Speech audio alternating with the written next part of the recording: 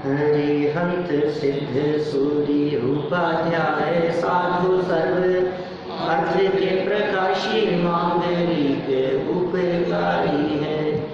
तिनको स्वरूप जाने रागे ते भई जो भक्ति काय को नमाई स्तुति को चारी है। धन धन तिन हित काज सब आज भय कर जोड़े बारे बारे वंदना हमारी है। मंगल कल्याण सुख ऐसो हम चाहत हो मेरी ऐसी दशा जैसी तुम धारी है। हो मेरी ऐसी दशा जैसी तुम धारी है।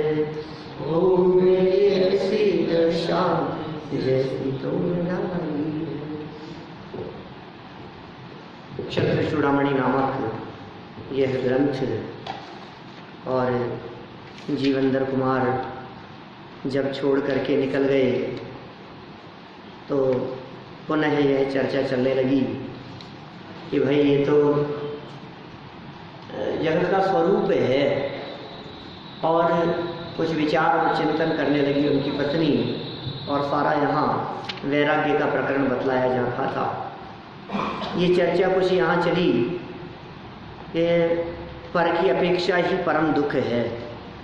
बहुत ही मार्मिक प्रकरण है ये। जहाँ पर की अपेक्षा है वहाँ उपेक्षा नियम से होगी। माने अपेक्षा जिसके हृदय में है वो नियम से उपेक्षा का शिकार होगा। जिसने की अपेक्षा उसे मिलेगी उपेक्षा। इसलिए पर से किसी भी प्रकार की अपेक्षा करना ही नहीं, अपेक्षा रखना ही नहीं। न बच्चों से कोई अपेक्षा है, न पत्नी से कोई अपेक्षा है, न हस्बैंड से कोई अपेक्षा है, न भाई से, न माता पिता से, न मित्रों से किसी प्रकार की कोई अपेक्षा है। जिसने मित्र से अपेक्षा की और मान लो उस अपेक्षा के अनुसार काम नहीं हुआ तो क्या होगा? आपने अपेक्षा की तो हो सकता है वो आपकी उपेक्षा कर दे। पर पदार्थों से रंच मात्र अपेक्षा नहीं, क्योंकि पर पदार्थ हमें सुखी करने में समर्थ नहीं।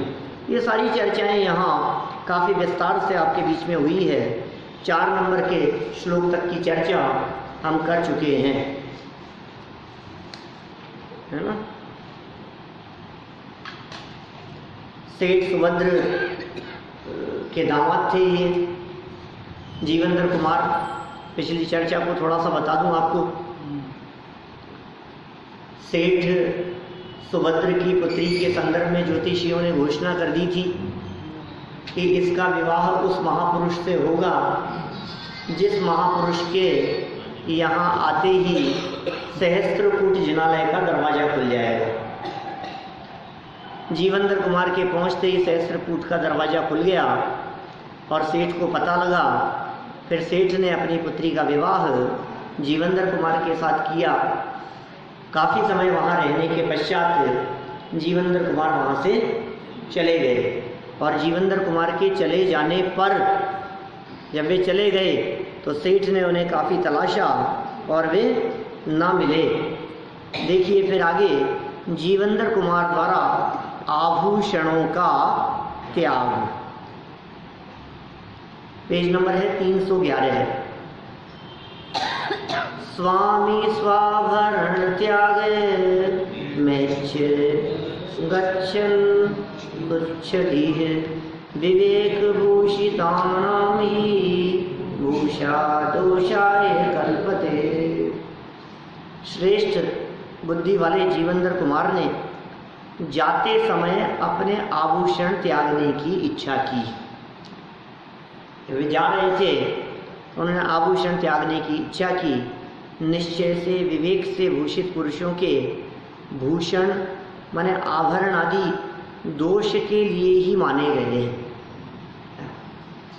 महापुरुषों के जो ये आभूषण हैं ये दोष के लिए ही है, ये माने ये किसी काम के नहीं है।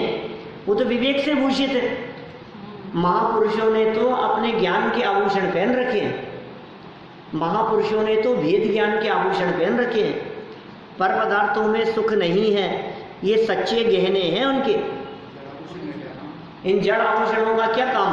तो ये जड़ आभूषण तो दोष करने वाले होने की वजह से महापुरुषों द्वारा त्याग देने योग्य ही है। देखिए, क्षेमपुरी से प्रस्थान करने के पश्चात विवेकशील जीवेंद्र कुमार को अपने आभूषण दान स्वरूप देने का विचार आया। त्यागने का विचार आ गया उनको, अरे क्या आभूषण पहन रखे हैं मैंने, दान दे दो इनको। क्योंकि भेद ज्ञान से शोभायमान विवेकी जनों को आभूषण दोष रूप ही लगते हैं।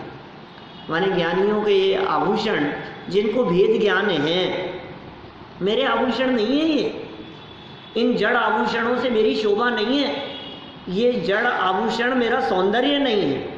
मेरा सौंदर्य, मेरा भेद विज्ञान, मेरा ज्ञान, मेरी श्रद्धा है जो मेरा आभूषण है।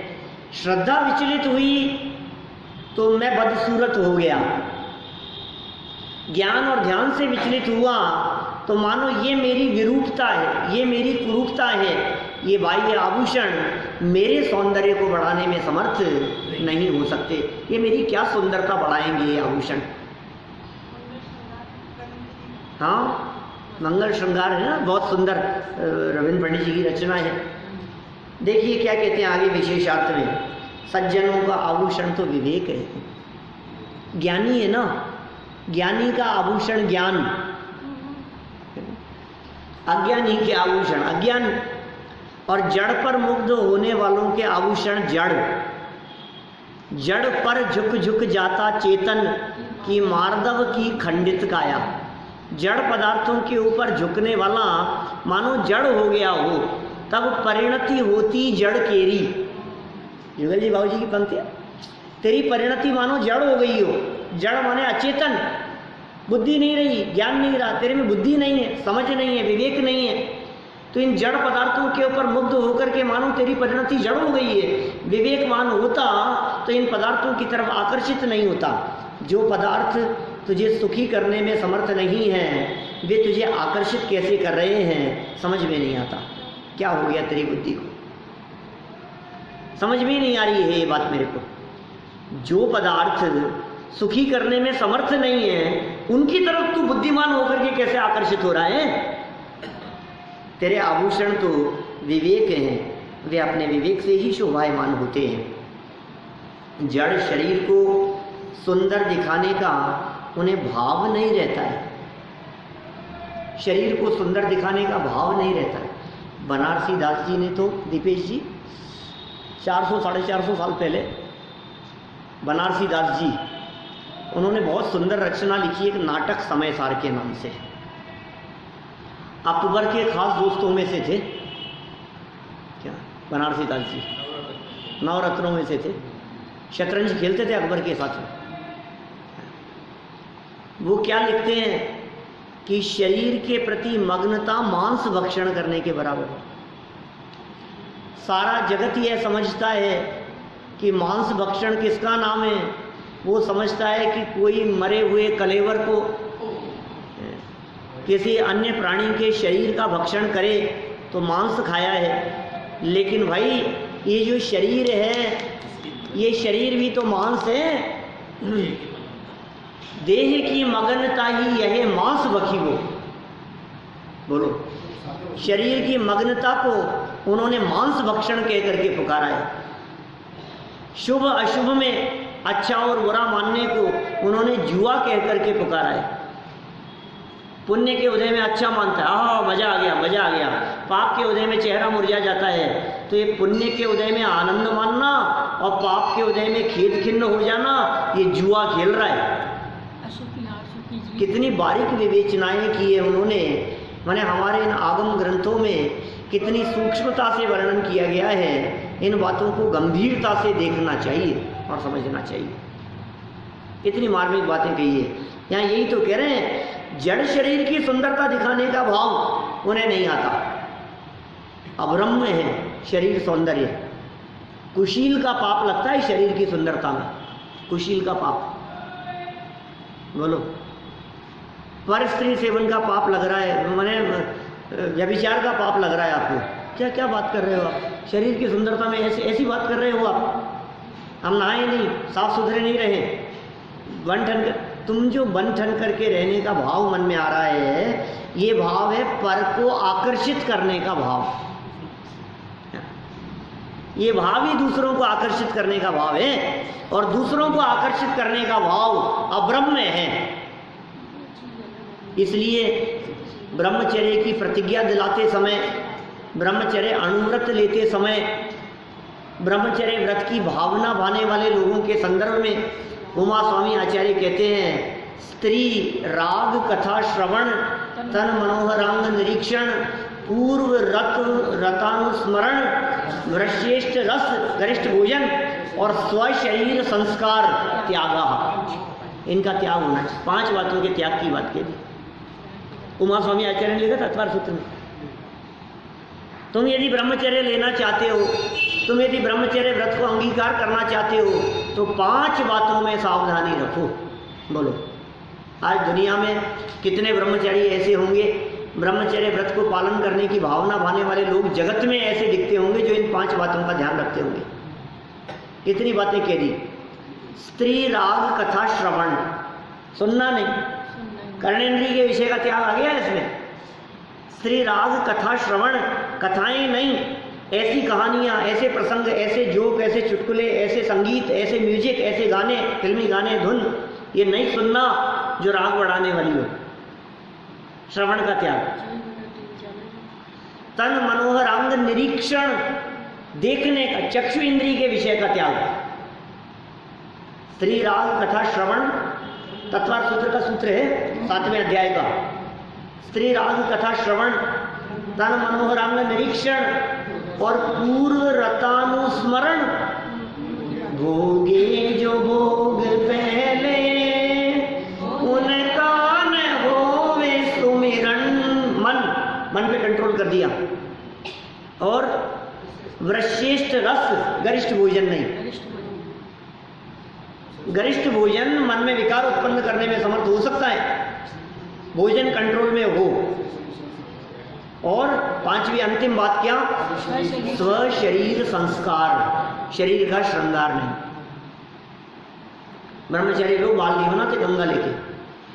बोलो, ब्रह्मचर्य व्रत की प्रतिज्ञा करने वाले क्या बात कर रहे हो? आईने में शक्ल नहीं देखते, क्या देखूं मैं और क्या दिखाएगा ये? चेतन अपनो रूप निहारो, ये आईने के ऊपर लिखा रहना चाहिए, चेतन अपनो रूप निहारो। ये क्या पर रूप को देख रहा है तू? अपने रूप को देख, अपने सौंदर्य को देख, अपने वास्तविक स्वरूप को देख। तो शरीर की मग्नता, शरीर को संभालना, शरीर के सौंदर्य के बारे में विचार करना, मैं सुंदर दिखूं, मैं सुंदर दिखूं, मैं अच्छा दिखूं, ये सुन, जिसको अच्छा दिखाने का भाव कर रहा है वो तू है ही नहीं, इस बात का विचार तो कर। तो जिसकी सुंदरता जगत को दिखा करके समझ रहा है, लोग कितनी तारीफ कर रहे हैं, मैं कितना सुंदर दिखता हूं, तूने अपने आप को देखा ही नहीं। तो जिस सुंदरता को दिखा रहा है और जिस सुंदरता से तू प्रसन्न हो रहा है, वो सुंदरता तेरी नहीं है। इसलिए ज्ञानी और समझदार पुरुष इस शरीर का श्रृंगार नहीं करते। किसका श्रृंगार करूं मैं? आत्मज्ञान के बिना इस शरीर का श्रृंगार ये ठठरी की शोभा के समान है। मुर्दे, डेड बॉडी को ले जाएं तो ले जाने से पहले सजाते हैं ना उसको, क्या उसको सजाते? मेरे वचन नहीं है, शास्त्रों के वचन है। हम ऐसे वचन क्या कहें आपको? जिस तरह से डेड बॉडी को बांधकर उसे अनेक प्रकार से सजाया जाता है, फूल मालाओं से और न मालूम क्या क्या, उसको गंध पुष्प अक्षत आदि से सजाते हैं उसको, कैसी शोभा है उसकी। अब ये शोभा किस काम की? इसी तरह से आत्मज्ञान शून्य पुरुष, जिन्हें आत्मज्ञान नहीं है, जिन्हें अपने असली सौंदर्य की खबर नहीं है और शरीर को सजाए, तो कहते हैं तेरी ये सारी की सारी शोभा उसकी शोभा के समान है। मुर्दे हैं, मुर्दे की ठठरी की शोभा उसका जो सौंदर्य है उस सौंदर्य के समान है। देखो क्या कहा यहाँ पर, जड़ शरीर को सुंदर दिखाने का उन्हें भाव नहीं रहता, हम किसे सुंदर दिखाएं, हम किसका सौंदर्य दिखाएं? जिसने अंदर का सौंदर्य देख लिया हो उसे बाहर के सौंदर्य को देख करके आनंद नहीं आता। जिसने एक बार अपने वास्तविक स्वरूप को देखा हो, जिसने चैतन्य की सुंदरता को देखा हो, जिसने अपने अनंत गुण निधान को एक बार देखा हो, उसे जग के जड़ पदार्थ ये सुंदर दिखाई नहीं देते। एक बार अंदर में देखें तो नजर नहीं हटती वहां से, दृष्टि अंदर में जाती है, उपयोग अंदर में जाता है। उपयोग बाहर निकलने का मन ना करे, बाहर निकले तो फिर बार बार में मन ये करे कि अंदर जाओ, चेतन अपनो रूप निहारो, ऐसा भाव आता है। देखो कितनी सुंदर बातें कहते हैं। जड़ शरीर को दिखाने का, सुंदर दिखाने का उन्हें भाव नहीं रहता है ज्ञानियों को। विवाह के समय पहनाए आभूषण जीवंदर कुमार के शरीर पर थे, अंगूठियां, गले की चैन विवाह के समय जो पहना दी गई होंगी उनके शरीर पर थे, उन्हें त्यागने का भाव कुमार को उत्पन्न हुआ। वे आभूषण उन्हें भार रूप लगने लगे। दूसरा विचार यह भी हो सकता है कि यात्रा के समय आभूषणों के निमित्त से चोरादिक से आपत्ति आ सकती है, अतः यात्रा निराकुल भाव से करने के लिए आभूषणों का त्याग उचित ही है। छोड़ दो यार, क्या फायदा है, क्या करना है अपने को। घर से बाहर निकलते हैं तो संदेश मिलता है, बेटा ये खुल जा, चैन खोल करके चले जा। ट्रेन में सफ़र कर रहा है, भीड़ में बस स्टैंड पर जा रहा है, नहीं पहन करके नहीं जाना। ये ऐसा ही शायद उन्होंने विचार किया हो। ये तो विशेषार्थ में कह रहे हैं। भाई दो तरह की बातें हो सकती है। ज्ञानी एक तो शरीर के श्रृंगार से अपने उपयोग को हटाने की भावना रख सकता है, पहली बात। दूसरी बात ज्ञानियों के मन में हो सकती है कि जबरदस्ती आपदाओं को मूल नहीं लेना चाहिए, धर्मात्मा को ही दान देना श्रेष्ठ। धार्मिकाय तदा कल्पम दातु च समकल्पयत् स्थाने ही बीजवत्तस्त मेकं चापि सहस्रधा। उस समय उन जीवंदर कुमार ने धार्मिक पुरुष के लिए भूषण देने का संकल्प किया। किसे देऊं मैं, अब देऊं किसको, ये विचार आया उनको, तो किसी धार्मिक पुरुष को देने चाहिए। निश्चय से योग्य स्थान में बीज के सदृश दी हुई एक वस्तु भी 1000 गुनी फलित होती है। लो, इसीलिए उमा स्वामी आचार्य ने जो लिखा, विधि द्रव्य दात्र पात्र विशेषात तद विशेष है। आप जो दान दे रहे हैं, किसे दे रहे हैं, किस विधि से दे रहे हैं, दातार के गुण बतलाए रत्नकरण श्रावकाचार में, पात्र के गुण बतलाए, और जो पदार्थ दिया जा रहा है उसके गुण बतलाए, और देने की विधि की चर्चा की। ऐसे ही नहीं दे दिया जाता है दान, चलो दे दो यार, किसी को भी दे दो। पात्र अपात्र कुपात्र का विचार किया जावे। यहाँ दान के संदर्भ में कितना स्पष्ट कह दिया, यदि योग्य रीति से दान दिया गया, धर्मात्माओं को दान दिया गया, सतपात्रों को दान दिया गया, तो आपके द्वारा दी गई किंचित सामग्री भी 1000 गुना होकर के फलित होती है। आप 100 रुपया देंगे तो 1000 गुने का मतलब लाख रुपया हो गया, समझ लो। 100 रुपया देकर के लाख रुपया, मजा आ गया यार, तो बहुत अच्छी बात है। लेकिन जिसकी दृष्टि लाख पर है उसका तो 100 देना भी बेकार है। दृष्टि लाख पे ना हो, निस्वार्थ भाव से होना चाहिए ना।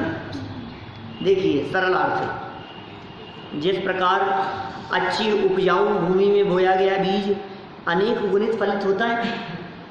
उपजाऊ भूमि में एक बीज डाला, आपको पता नहीं है उस बीज से क्या होगा, इस बात का अंदाजा नहीं है आपको। क्या अरुण जी भाई साहब, एक बीज यदि अच्छा बो दिया गया, एक बीज, तो आप जानते हैं उससे क्या होगा।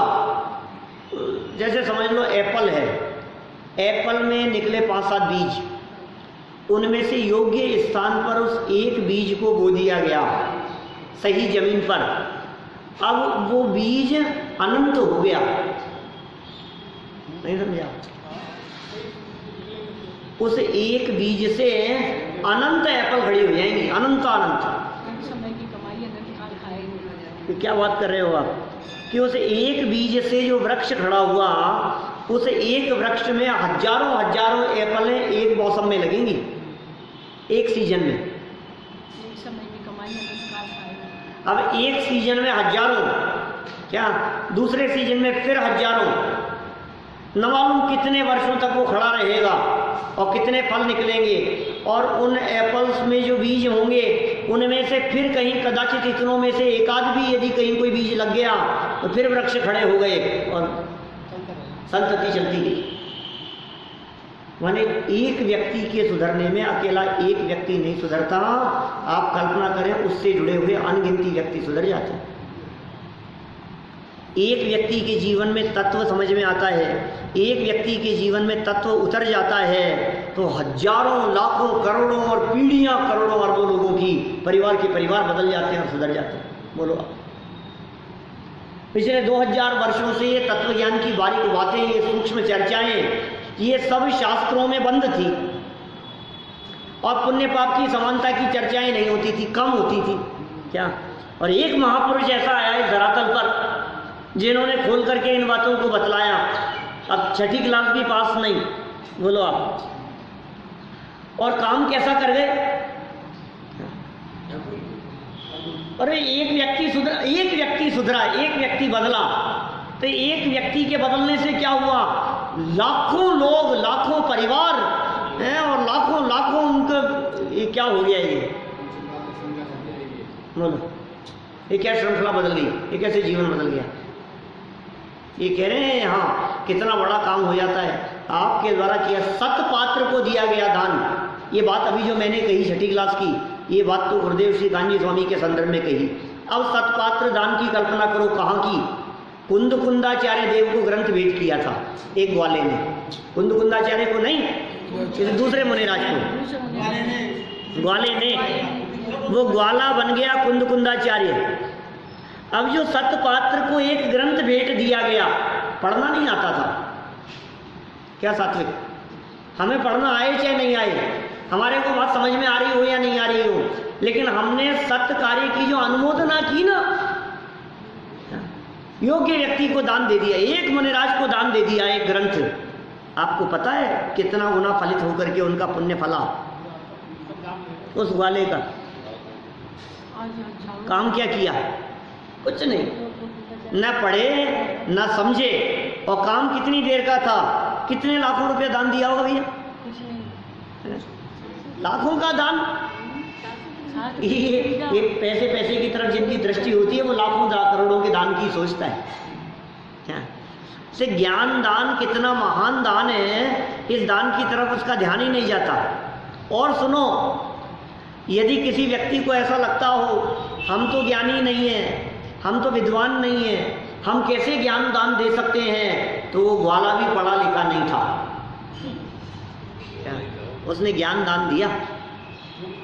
ये शास्त्र दान, ये ज्ञान दान है, पढ़ने वाले योग्य पात्र को दे दिया और उसके फल में ये भरत क्षेत्र के महान समर्थ आचार्य कैसे कैसे आचार्य कुंद कुंद हो गए, और आज लाखों करोड़ों क्या कहें, सारा परंपरा, दिगंबर परंपरा उन पर बेस है। बोलो आप, ज्ञान कितना खिल गया। माने ज्ञान दान का फल केवल ज्ञान में बदल जाएगा। आपका क्षयोक्षम ज्ञान, ये ज्ञान दान का फल है। बोलो आप, एक समय सार भेंट दिया सेठ ने, दामोदर सेठ ने, और कितना बड़ा काम हो गया, उसका फल मिलेगा सेठ को। वो तो कथाएं लिखी नहीं गई पुराणों में, लेकिन फल तो निश्चित तौर पर मिलता ही मिलता है। देखो आप, श्रीमद् राजचंद्र जी के हाथ में जब ये ग्रंथ समय सार आया, जिसने समय सार ला करके उनको दिया श्रीमद् राजचंद्र जी को, और समय सार ग्रंथ देखते ही शताब्दानी थे वे उस समय, क्या उन्हें पता लग गया कि इस ग्रंथ की विषय वस्तु क्या है, इस ग्रंथ में क्या माल है, ये ग्रंथ कितना बहुमूल्य है। रत्नों का व्यापार किया करते थे श्रीमद् राजचंद्र जी। रत्नों का व्यापार करने वाले उस व्यक्ति ने, श्रीमद् जी ने, ग्रंथ हाथ में आने पर देने वाले व्यक्ति को अंदर से ऐसे मुट्ठी भर करके रत्न निकाले और ऐसे दे दिए उनको, गिने नहीं, देखे नहीं। क्या माने ज्ञानियों के हृदय में इन समय सारादि ग्रंथों की कितनी महिमा है कि ये बहुमूल्य, इनकी कीमत नहीं आंकी जा सकती। हम एक ग्रंथ पूछे कितने का है, क्या शोरूम पर जाएं तो वहां पूछते नहीं है कितने का है, वहां तो कहते हैं भैया ये पैक कर देना, ये पैक कर देना, ये पैक कर देना, ये कर देना। और ग्रंथ लेने के लिए खड़े हो तो पूछते हैं कितने का है। इससे पता लगता है हमारी बुद्धि कैसी है। ये अनमोल है, ये चीजें, ये बहुमूल्य है। क्या अल्प दिया गया दान, सुपात्र जीव को दिया हुआ अल्प दान भी 1000 गुना फल देता है। जीवेंद्र कुमार ने निश्चित कर लिया कि किसी पात्र जीव को ही अपने आभूषणों का दान देना है। पात्र जीव को दान करना है मेरे को, योग्य पात्र को दान देना है।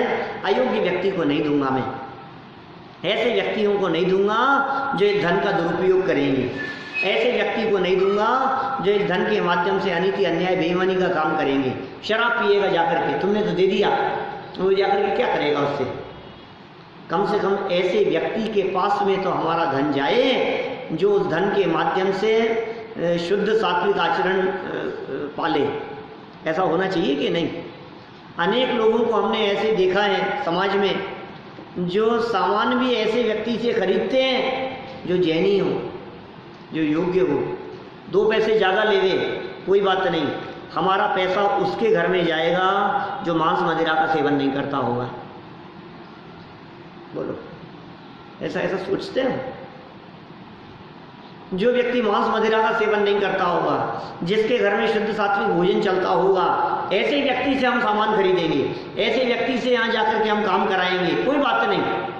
दुनिया कह रही हो कि लूट रहा है, कोई बात नहीं, यानी तो है, साधर्मी तो है। अन्य जगह पर तो नहीं जाए, कम से कम पैसा ऐसी जगह पर तो नहीं जाए जिससे जाकर के वो क्या क्या करे, खोटे काम। वही ग्रहित मिथ्या दृष्टि को देना नहीं, ग्रहित मिथ्यात्व का पोषण जहाँ होता हो वहाँ दान देने का भी विवेक रखना, देना कि नहीं देना। क्या ऐसे गुल्लक के अंदर भी हमारे यहाँ तो पैसे नहीं डालते हैं जिस गुल्लक के माध्यम से ग्रहित मिथ्यात्व के पोषण का प्रचार प्रसार होता हो, उस गुल्लक में पैसे नहीं डालते। वो मिथ्यात्व का पोषण क्या भैया? बहुत विवेक रखने वाली बातें हैं। देखिए विशेषार्थ, सुपात्र को दिया हुआ दान, पात्र दान की महिमा गा रहे हैं। सुपात्र को दिया हुआ दान सहस्त्र गुना फल देता है। इसका रहस्य यह है कि जब दाता सुपात्र की खोज करता है तब पात्र का निर्णय करने के लिए शास्त्र का आधार पूछता है, विचार करना पड़ता है। और क्या गजब बातें कह देते हैं। आप शास्त्र का विचार करेंगे, आप गहराई से जनवाणी का विचार करेंगे, आपको खोजना पड़ेगा, आपको देखना पड़ेगा, आपको ढूंढना पड़ेगा शास्त्र में पात्र कौन है और अपात्र कौन है। इसका निर्णय कौन करे? बोलो, मेरे चाचा जी पात्र हैं कि नहीं? दे दो यार, अपने ही तो है। दान दे रहा हूँ, अपनी बेटी के नाम कर जाओ, दे दिया अपने संपत्ति, दान दे दी। क्या निस्वार्थ भाव से दिए, मुझे नहीं चाहिए, ले ले बेटा। अपने बच्चों को अपने रिश्तेदारों में बांट दिया, इसका नाम दान नहीं है। योग्य पात्र तलाशो आप। इस समाज में कौन योग्य है, पात्र अपात्र का निर्णय करो। उसको निर्णय करने के लिए आपको बुद्धि चाहिए, आपको विवेक चाहिए, आपका अध्ययन चाहिए, शास्त्र का आधार चाहिए। बहुत विस्तार से रत्नकरण श्रावक, वो है ही श्रावकों के लिए करंड रत्न। ग्रंथ का नाम क्या है?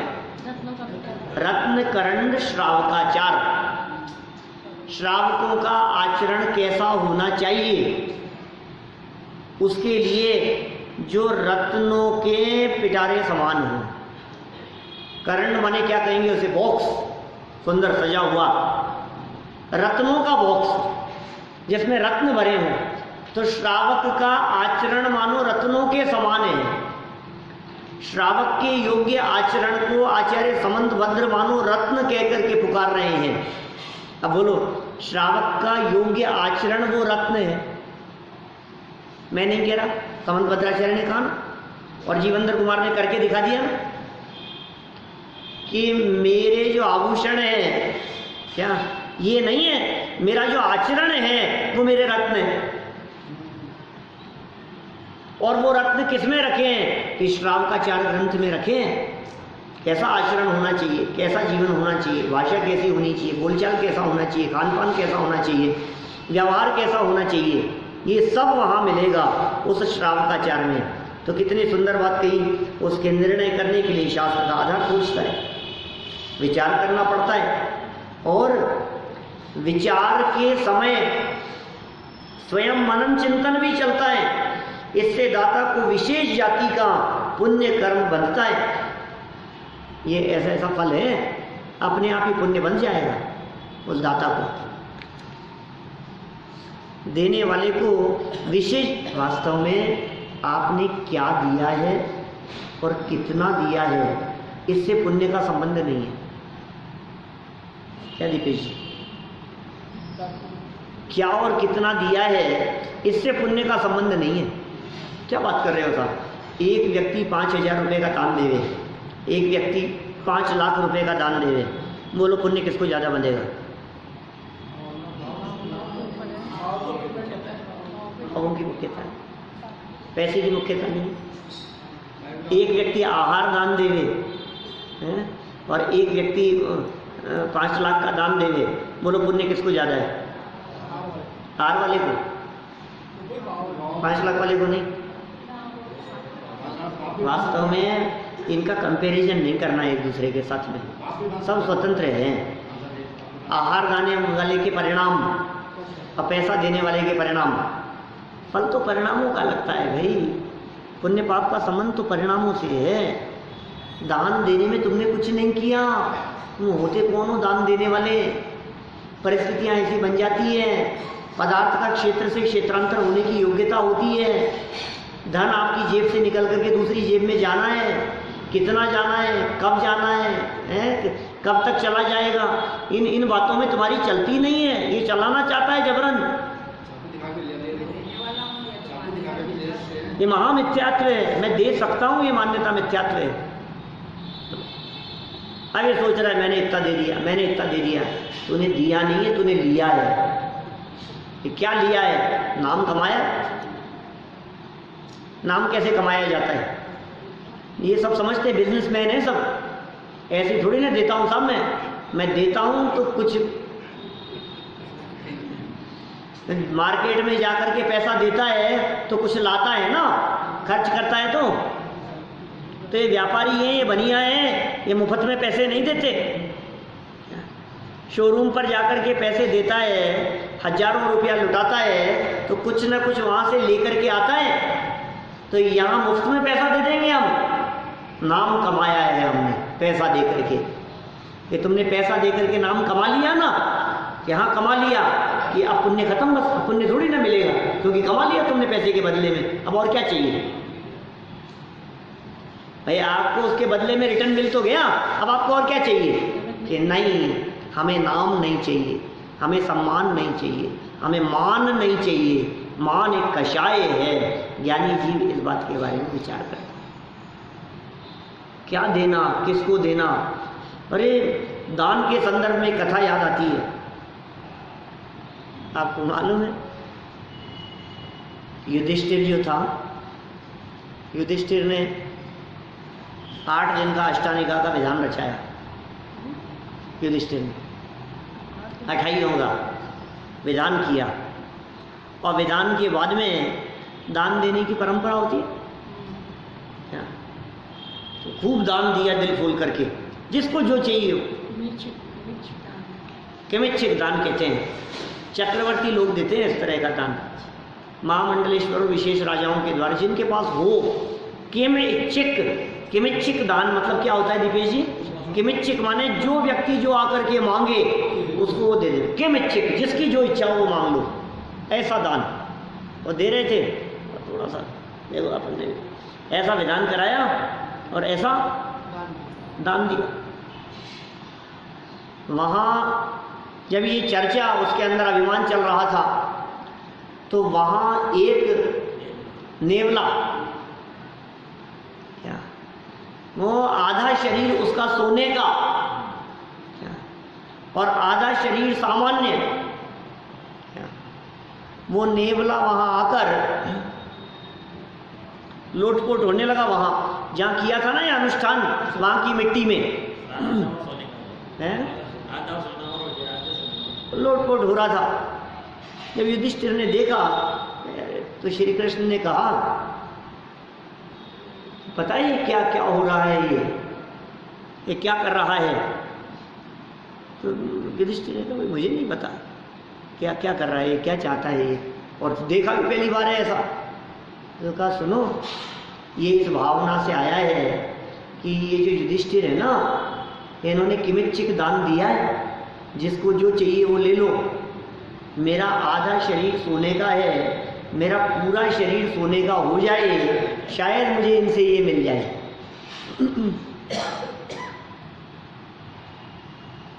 तो युधिष्ठिर जो थे, अरे यार ये मैं कैसे दे सकता हूँ, ये हुआ कैसे, आधा शरीर गोल्ड का कैसे हो गया?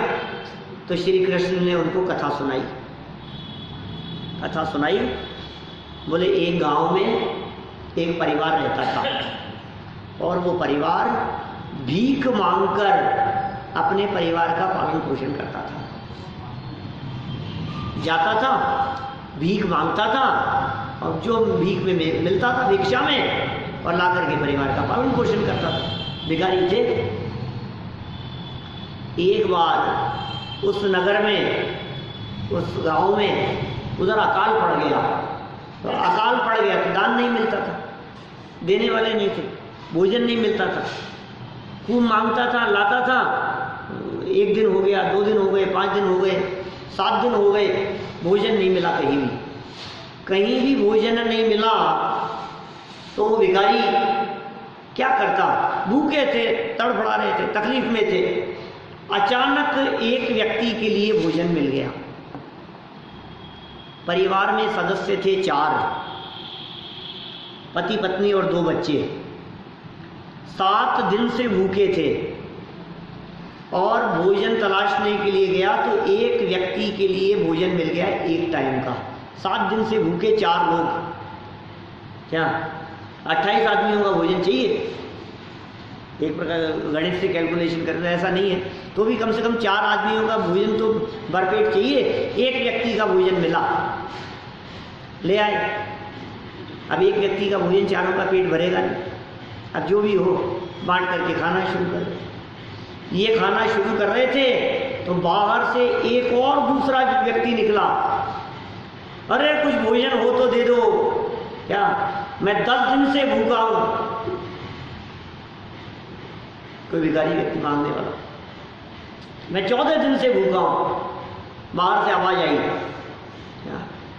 तो इनमें जो पिता था, उस पिता ने अपने हिस्से का भोजन ले जा करके उसको, मैं तो 7 ही दिन से भूखा हूँ, फिर मिलेगा जो मिला जाएगा। जो कोई भिखारी था वो खुद भीख मांगता था। उस भिखारी ने एक दूसरे भिखारी को भीख दी, भोजन दिया उसको। वो इतने दिन से भूखा, एक एक करके 4 ने भोजन दे दिया अपना अपना, और उस भिखारी का पेट भर गया। अब वो भिखारी दरवाजे पर खड़ा होकर के भोजन कर रहा था। भोजन करते हुए उस भिखारी के माध्यम से जो खाते खाते कुछ जमीन पे गिर गया ना, उस गिरे हुए भोजन को उस नेवले ने खाया। और नेवले ने उस भोजन को खाया जो पड़ा हुआ था नीचे गिरा हुआ। तो जितना अन्न और जितना भोजन उसके शरीर के जितने अंश तक पहुंचा, उतना उस नेवले का शरीर सोने का हो गया। बोले वर्षों पहले की ऐसी घटना है, ऐसा हो गया। उसके बाद इस नेवले ने अनेक प्रयत्न किए, अनेक तीर्थ क्षेत्रों की वंदनाएं की। यमुना में नहाया, गंगा में नहाया, हरिद्वार चला गया, जगह जगह यज्ञ हवन आदि हुए, वहां जाकर के उनके रेत में जाकर के लोटपोट हुआ। और आज इस नेवले को पता लगा है कि युधिष्ठिर के द्वारा किमिच्छिक दान दिया जा रहा है, यह सुनकर के यह नेवला यहाँ आया है। ये पूरी की पूरी घटना श्री कृष्ण ने युधिष्ठिर को सुनाई। क्या हुआ, क्या हुआ होगा? ओहो, मैं जो अपने द्वारा दिए गए दान को बहुत बहुमूल्य समझ रहा था, अभिमान कर रहा था, मेरे जैसा किमिच्छिक दान यहाँ किसने दिया होगा, ऐसा जो अभिमान मन में था, मेरे द्वारा ये दिए गए दान की तुलना उस भिखारी के द्वारा दिए गए उस अन्य दान की तुलना से भी नहीं की जा सकती। सारा अभिमान चूर चूर हो गया। हम क्या दान देते हैं, आपने क्या दान दिया, किसको दान दिया और कितना दान दिया, इससे कोई फर्क नहीं पड़ता है। देने वाले के परिणाम कितने उज्जवल थे, वो परिणामों के दम पर अपार पुण्य बांध करके गिरे। एक व्यक्ति रंच मात्र भी दान न दे सका क्या, लेकिन दान देने वाले की अनुमोदना करके, प्रशंसा करके उसने दान देने वाले से ज़्यादा पुण्य बांध लिया। ये सारा परिणामों का खेल है भाई साहब। ये जैन दर्शन परिणामों की बात करता है। कितने सुंदर बातें यहाँ कह दी गई है। देखो आप क्या कह रहे हैं। दाता को विशेष जाति का पुण्य कर्म का बंधन होता है, देने वाले को किससे? अपने परिणामों से, उज्जवल भावों से, शास्त्र की खोज और शास्त्र का विचार किया उससे, स्वयं विचार के समय चिंतन और मनन किया इससे। दाता को पुण्य का विशेष फल मिलता है। शास्त्र का यह वचन कि सुपात्र को दिया हुआ दान सहस्त्र गुना फल देता है, यह परम सत्य है। ये परम सत्य है। देखो वचन तो सत्य है, वचनों की गहराई में नहीं जाओ तो कुछ समझ में नहीं आएगा। आप इन वचनों की गहराई में नहीं गए और आपने इस भावना से दिया और वो लेने वाला वो भिखारी भी कहता है दे दे दाता के नाम पर, क्या तू 1 रुपया देगा, दाता तुझे 1000 देगा, 10 लाख देगा है। तो 10 लाख वाले मिले होंगे, मुझे 1000 वाला मिला था। तो 1 रुपया दे तुझे इतना मिलेगा। वो भिखारी रेड लाइट पर वो भीख मांगता हुआ ऐसी बातें कहता है और कोई व्यक्ति ये सोच करके दे दे वे, सुन भाई कोई फर्क नहीं पड़ता है, तेरे देने के परिणाम कैसे हैं। ये कह रहे हैं बात तो सच्ची है। क्या सच्ची है? शास्त्र का वचन है, सुपात्र को दिया हुआ दान, ये सच्ची बात है। सुपात्र को दिया हुआ दान सहस्त्र गुना होकर के फल देता है। ये दान की महिमा है। जब दान की ही इतनी महिमा है तो जो ज्ञानी पुरुष दान नहीं त्याग करते होंगे उनकी कैसी महिमा होगी। दान देने वाले व्यक्ति के हृदय से तृष्णाएं मिटी नहीं है, परोपकार की भावना से दिया है। अनुग्रहार्थम स्वस्याति सर्वो दानम, अनुग्रह की भावना से, उपकार की भावना से दान दिया है। कमाई थोड़ी ना छोड़ी है, उसके तो कमाने की बहुत भावना है। अभी कमा रहा है, लाखों करोड़ों कमा रहा है, करोड़ों कमा रहा है तो लाखों का दान दे रहा है। समझ में आ रही है बात? लाखों कमा रहा है तो हजारों का दान दे रहा है, तो कोई बड़ी बात थोड़ी ना है जो दान दिया गया है। असली बात तो ये है कि देते समय ऐसा परिणाम उत्पन्न हो जाए कि अब कमाने का भाव टूट गया है। बोलो, दान देने की तुलना में कमाने का भाव नहीं आए, ये ज्यादा बड़ा पुण्य परिणाम है। क्या कह दिया मैंने? दान देने की तुलना में कमाने का भाव मिट जाए, ये ज्यादा उत्कृष्ट पुण्य है। दुनिया भले ही कुछ भी ना समझे, दुनिया तो देने वाले कोई महान कहेगी, लेकिन ये देने और कमाने लेने का भाव ही नहीं आया, सब मिट गया है, ये महान पुण्य मान रहा है। इसलिए दानी से त्यागी को महान कहा गया है, त्याग करने वाला महान है। ये सुंदर प्रकरण यहाँ इन्होंने बतलाया। ये परम सत्य का ज्ञान हमारे को यहाँ करा दिया गया और आगे एक और नई उपकथा शुरू हो रही है, जिसके माध्यम से क्या बात बतलाना चाह रहे हैं? भवितव्यतानुसार ही भावों का होना। ओह, तादृशी जायते बुद्धि यादृशी भवितव्यता। जिसकी जैसी होनहार होती है उसकी बुद्धि भी वैसी हो जाती है। विनाश काले विपरीत बुद्धि, जब सियार की मौत आती है तो शहर की तरफ भागता है। माने ये जो जितने कथन कहे हैं, ये बुद्धि परिणाम भाव भी भवितव्यता के अनुसार होते हैं। इसी बात को बतलाने वाले हैं और इसी बात को सिद्ध करने वाली एक और नई कथा यहाँ से प्रारंभ हो रही है, जिसकी चर्चा हम फिर यथासमय करेंगे।